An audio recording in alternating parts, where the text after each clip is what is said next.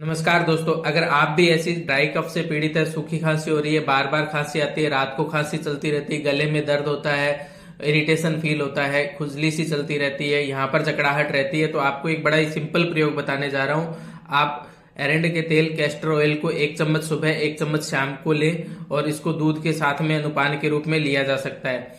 अभी तक अपने कैस्टर ऑयल को प्रयोग करते आए हैं कब्जियत को दूर करने के लिए, कॉन्स्टिपेशन को दूर करने के लिए, पर आयुर्वेद में इसको वात कफ शामक बताया गया है।